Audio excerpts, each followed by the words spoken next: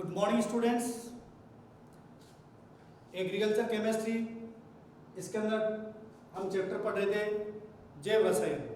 और जैव रसायन के अंतर्गत हमने पहले पढ़ लिया था कार्बोहाइड्रेट, उसके बाद में प्रोटीन, और अब प्रोटीन है हमने वर्गीकरण वगैरह सब पढ़ लिए। अब आज पढ़ेंगे हम प्रोटीन का जैविक महत्व। ठीक है, तो प्रोटीन के जैविक महत्व में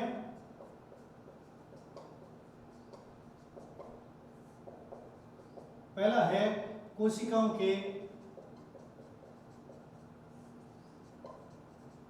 रचनात्मक अवयव। अब हम देखते हैं कि प्रोटीन है, ये पहले पढ़ लिए। अब ये काम क्या आते हैं, किस तरह से ये यूज होते हैं, क्या चीज़ है जिसको हम प्रोटीन हमारे शरीर के अंदर ये किसी चीज़ के लिए ज़रूरी होता है, हम प्रोटीन क्यों ग्रहण करते हैं, प्रोटीन का महत्व क्या रहेगा, तो उसका जैविक महत्व क्या है, कोशिकाओं के रचनात्मक महत्व। तो हमारे शरीर के अंदर जैसे बाल है, त्वचा है, नाखून है, हीमोग्लोबिन है, मांसपेशियां हैं, ये सब प्रोटीन के बने हुए रहते हैं। और ये भी प्रोटीन क्या होती है, इनकी संरचनाएं अलग अलग होती है प्रोटीन की। ये नहीं कि सभी एक प्रकार की प्रोटीन के द्वारा ये सब बने रहते हैं। जैसे बाल, नाखून है,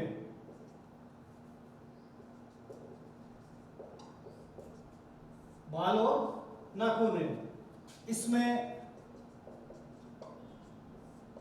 केराटिन नामक प्रोटीन होता है। बाल और नाखून है जो दिन रात बढ़ते जाते हैं, इसका मतलब नाखून बढ़ने से, बाल बढ़ने से, ये सब इन नाखून और बाल का निर्माण किसके द्वारा होता है, प्रोटीन के द्वारा। तो प्रोटीन इनमें भी खर्च होता है, ठीक है ना। तो इससे भी धीरे धीरे डेस्ट होता है, तो हमें हर रोज प्रोटीन लेने की आवश्यकता है। तो कोशिकाएं जो चीजें बनती है, लिखा क्या, कोशिकाओं के रचनात्मक संरचनाएं कैसे बनती है, बाल और नाखून है, इसके लिए एक प्रोटीन होता है, उसका नाम क्या होता है, केराटिन होता है। अब है जैसे आपने बायो पढ़ा होगा संयोजी उत्तक, तो इसमें कोलेजन नामक प्रोटीन होता है, ठीक है। तो इस तरह से अगर हम मांसपेशियां हैं हमारे शरीर के अंदर, ये मांसपेशियां हैं, इसके अंदर होता है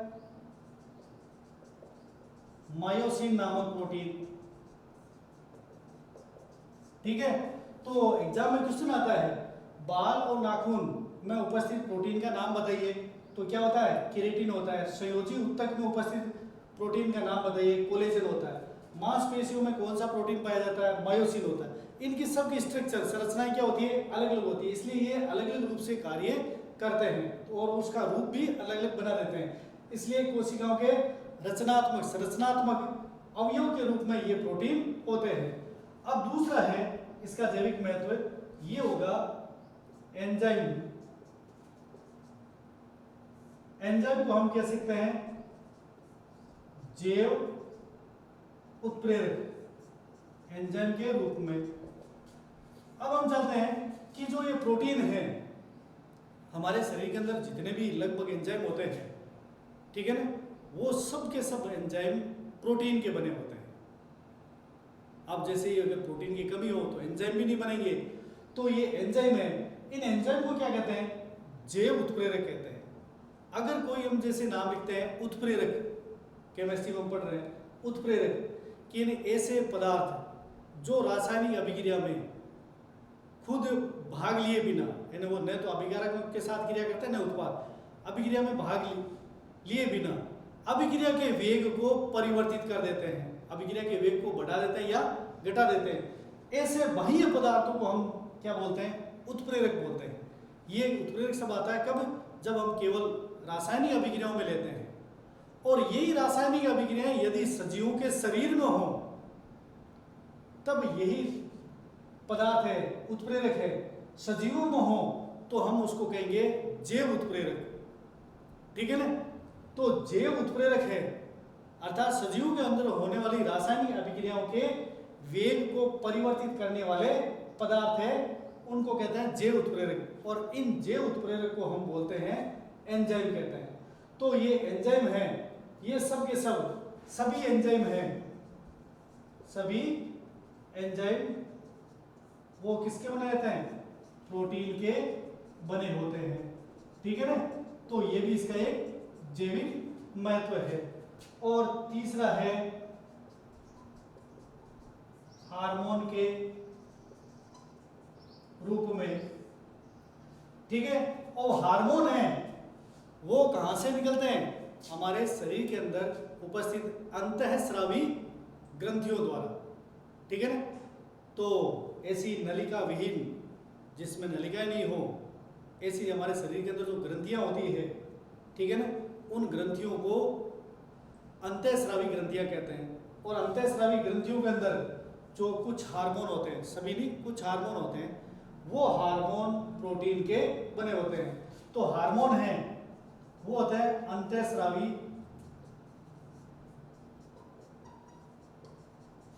ग्रंथियों से स्रावित होने वाले पदार्थ, उनको हम कहते हैं हार्मोन, ठीक है। और ये हार्मोन हैं, ये होते हैं प्रोटीन के बने होते हैं, ठीक है। अर्थात एक तरह से हार्मोन क्या है? प्रोटीन ही है। जैसे थायराइड ग्रंथि है, थायराइड ग्रंथि है, इससे जो हार्मोन निकलता है कौन सा? थायरोक्सिन। तो थायरोक्सिन क्या है? एक प्रोटीन है, ठीक है ना। तो थायरोक्सिन भी क्या हो गया? प्रोटीन हो गया। और हम देखते हैं कि हमारे शरीर के अंदर एक अंतःस्रावी ग्रंथि है, वो होती है अग्न्याशय। अग्न्याशय से क्या स्रावित होता है? हार्मोन, इंसुलिन होता है, ठीक है। और इंसुलिन हार्मोन क्या है? एक तरह का प्रोटीन है, ठीक है। तो प्रोटीन के से निर्मित क्या चीज हो गई? हार्मोन भी हो गई। अगर हम देखें कि थायरोक्सिन है, इंसुलिन है, ये सब क्या है? हार्मोन होते हैं। ये सब के सब प्रोटीन के बने होते हैं, इसलिए हम इसको प्रोटीन के जैविक महत्व के अंतर्गत पढ़ते हैं। अब हम पढ़ते हैं चौथे रूप में ऑक्सीजन के वाहक के रूप में, ठीक है। अब हम देखते हैं कि हमारे शरीर के अंदर जो हम श्वसन क्रिया के द्वारा ऑक्सीजन अंदर ग्रहण करते हैं, तो उस ऑक्सीजन को अंदर ग्रहण करने के लिए जैसे ही अपने फेफड़ों के अंदर सभी गैसों का मिश्रण जाता है, तो सारी गैसें हैं वो अंदर अब्जॉर्ब नहीं होती है, अवशोषित नहीं होती है, केवल एक ऑक्सीजन गैस ही होती है। वो किस कारण से? हीमोग्लोबिन के कारण से, ठीक है। तो हीमोग्लोबिन है, हीमोग्लोबिन है वो क्या करता है? ऑक्सीजन के साथ ही क्रिया करता है, अन्य गैसों के साथ में क्रिया नहीं करता है। और यह एक विषैली गैस होती है कार्बन मोनोऑक्साइड, उसके साथ क्रिया कर सकता है।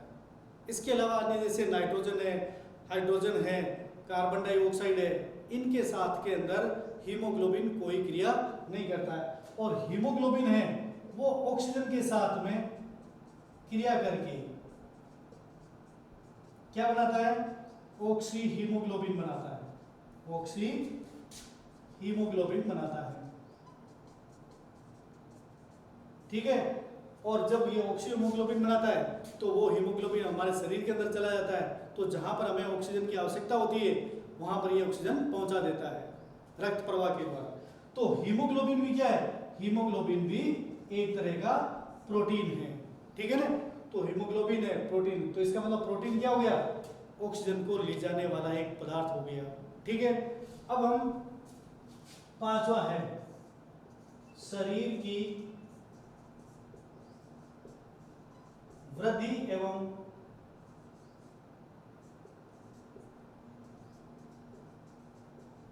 मरम्मत। अब ध्यान देना, हमारे शरीर की जो वृद्धि होती है, ठीक है ना, उन वृद्धि के अंदर हम देखते हैं कि कोशिकाएं एक के बाद एक बढ़ती जाती है।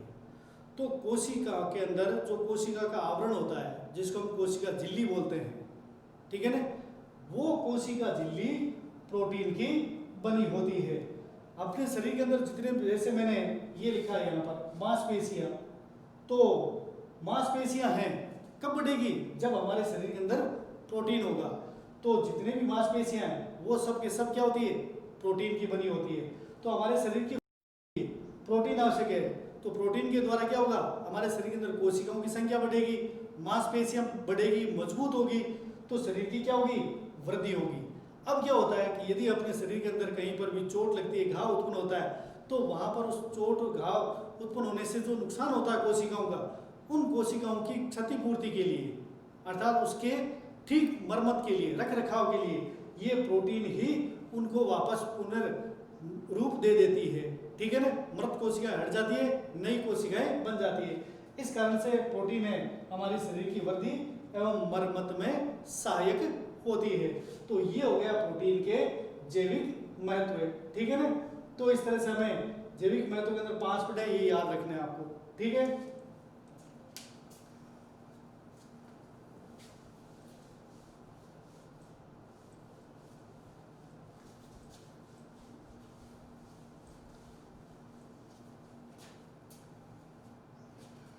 अब हम पढ़ेंगे, जैसे कार्बोहाइड्रेट पढ़ लिया, प्रोटीन पढ़ लिया, ठीक है ना। ये सब क्या है, जैव अणु है, जिसको हम किस में पढ़ रहे हैं, जैव रसायन में। अब अगर हम पढ़े, तीसरा हो जाता है एंजाइम,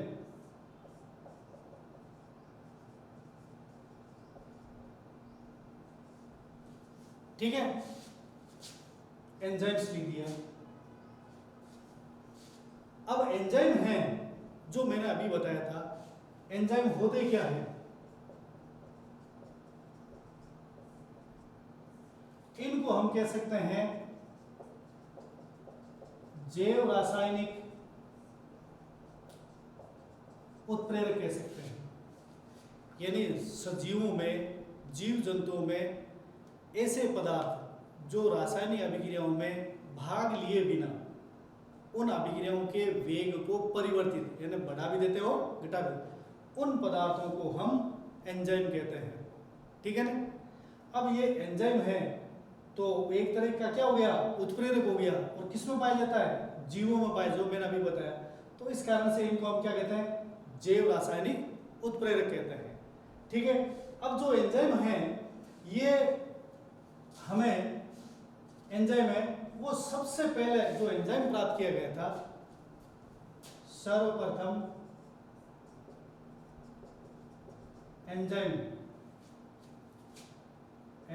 सर्वप्रथम एंजाइम को खमीर से प्राप्त किया गया था, ठीक है ना। खमीर से प्राप्त किया गया ना, इसीलिए इसका नाम है ना एंजाइम रखा गया है। अब होता क्या है कि ग्रीक शब्द है एंजाइम, क्या है एंजाइम से, वो होता है एक ग्रीक शब्द है, ठीक है। इसके अंदर EN, एंजाइम के अंदर क्या है, EN है। EN का अर्थ होता है IN, इनका अर्थ क्या हो गया, अंदर, और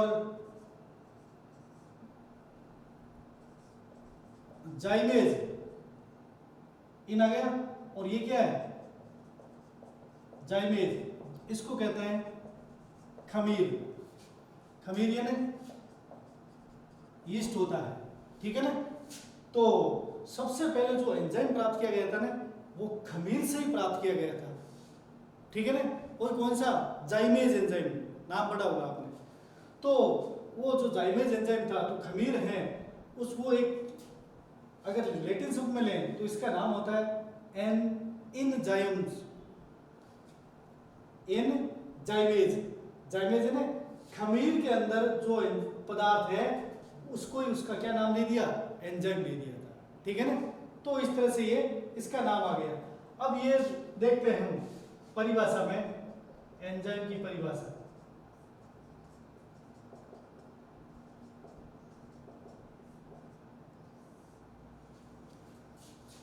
अब एंजाइम होते क्या है, कि ये पहली चीज तो है कि हमने जैसे पहला ही पढ़ा कि ये खमीर से प्राप्त किया गया है। तो खमीर क्या है, एक प्राकृतिक पदार्थ है। तो जितने एंजाइम रहेंगे ना वो कृत्रिम नहीं होंगे, प्राकृतिक रहेंगे। और ये एंजाइम सरल भी हो सकते हैं और संयुक्त भी हो सकते हैं, सरल भी हो सकते हैं और संयुक्त भी हो सकते हैं। और अभी हमने पढ़ा था ये एंजाइम होते हैं प्रोटीन, ठीक है ना। तो परिभाषा में ये चीजें आनी चाहिए कि वे प्राकृतिक, सरल या संयुक्त प्रोटीन जो जैव रासायनिक अभिक्रियाओं को उत्प्रेरित करते हैं एंजाइम कहलाते हैं। इनको जैव रासायनिक उत्प्रेरक भी कहते हैं। तो परिभाषा क्या हुई, वे प्राकृतिक, सरल या संयुक्त प्रोटीन जो जैव रासायनिक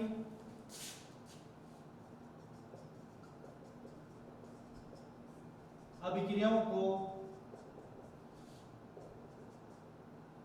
विशिष्ट अभिक्रियाओं में लिख लेते हैं, अभिक्रियाओं में विशिष्ट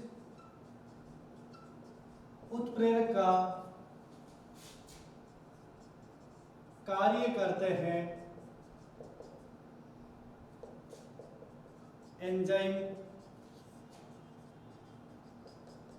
कहलाते हैं, ठीक है ना। तो वे प्राकृतिक, सरल या संयुक्त, जो मैंने पहले ही बता दिया एंजाइम प्रोटीन के बने रहते हैं, तो वो प्रोटीन सरल प्रोटीन भी हो सकता है और जटिल या संयुक्त जुड़े हुए भी रह सकते हैं।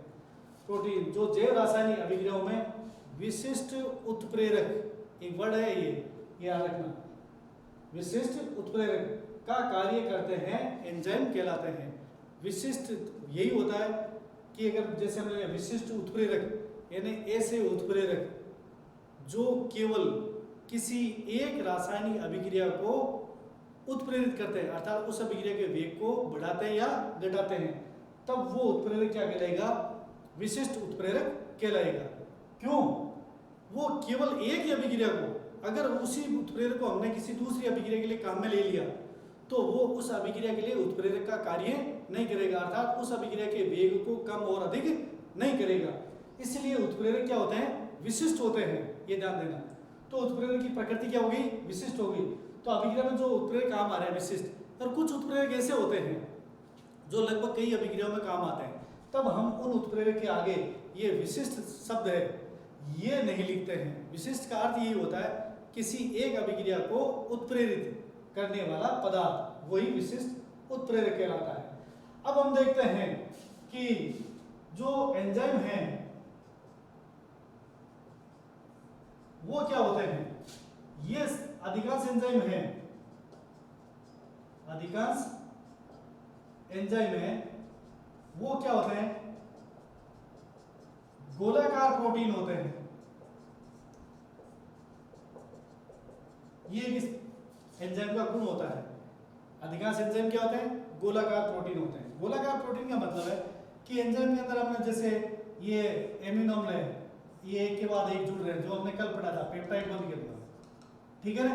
अगर वो एक सीधी रेखा में ऐसे एमिनो अम्ल एक के बाद एक जुड़ते जाते हैं, ठीक है ना, एमिनो अम्लों के पेप्टाइड बंध द्वारा जुड़ने से ही प्रोटीन का निर्माण होता है, जो हमने कल पढ़ा था, ठीक है ना। और जैसे ये प्रोटीन है अगर सीधी रेखा में हो तो वो कहलाता है सरल प्रोटीन। जब आपस में कहीं जुड़ जाते हैं शाखाओं के रूप में तो संयुक्त हो जाते हैं। अब संयुक्त में यदि उसकी संरचना है अगर इस तरह की रहे तो वो कहलाता है रेखीय प्रोटीन या रैखिक प्रोटीन कहलाएगा। और जब ये इस तरह से गोल रूप में आ जाता है ऐसे ऐसे, ये एंजाइम है ना, आपस में जुड़ करके जो श्रृंखला बनी है वो श्रृंखला एक गोलाकार रूप बना लेती है। तो इस रूप में ना ज़्यादातर एंजाइम हैं इस गोलाकार रूप में ही होते हैं और वो जैव रासायनिक अभिक्रियाओं को उत्प्रेरित करते हैं। ठीक है, इसके अलावा अब तक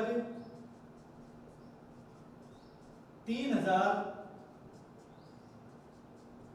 एंजाइमों की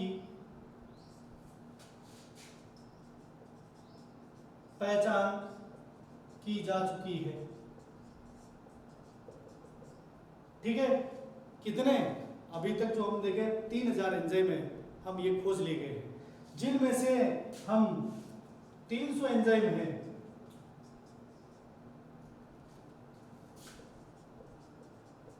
इनमें से 300 एंजाइम का